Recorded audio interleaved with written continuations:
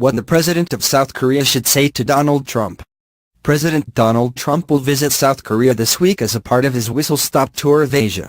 Trump will stay only one day in Seoul, and he has a known dislike for long overseas trips.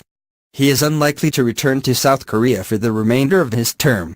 This puts enormous pressure on South Korean President Moon Jae-in to make the most of his time with Trump. Moon recently gave an address to the National Assembly of the Republic of Korea in which he stated, "No military action on the Korean peninsula shall be taken without the prior consent of the Republic of Korea."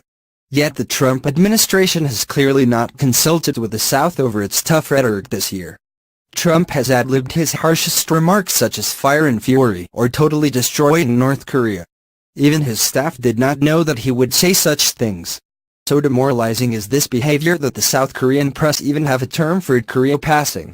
That is, the Trump administration is passing South Korea by on the response to northern nuclearization, but nonetheless placing the South in the front line if there is a war, as well as implicitly pushing any post-war costs, and they will be enormous, onto Seoul.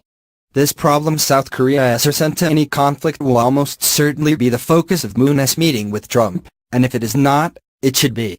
The South Korean public does not want a war, nor does the South Korean government. Even conservative South Korean governments in the past have ultimately demurred from launching strikes against the North, such as in 2010 when North Korea sank a South Korean destroyer. Trump and the Americans may not like that. Indeed, it appears that most of the senior Trump national security team either supports strikes or at least does not oppose them, with the exception of Secretary of Defense James Mattis. But this should not matter. South Korea must assent to any conflict that will so dramatically impact its national life for decades.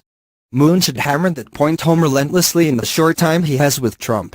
It is South Korea more than any other country that will bear the cost of any kinetic North Korean contingency.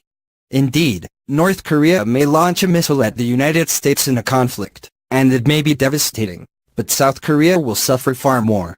Even without nuclear weapons, northern artillery ranged near the southern capital of Seoul could kill tens, perhaps hundreds of thousands, in the first few days of a conflict. For Trump to risk the lives of so many others without their assent is fundamentally undemocratic.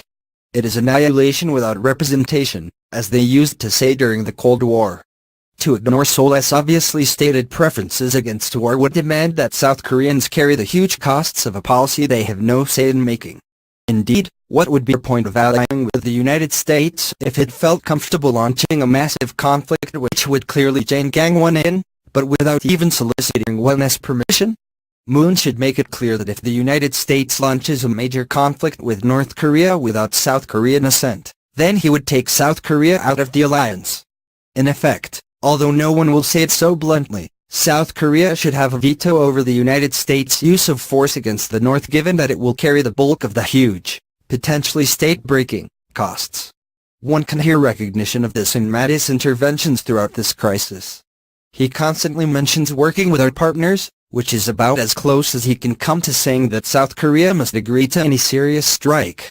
No American official could publicly admit that a foreign state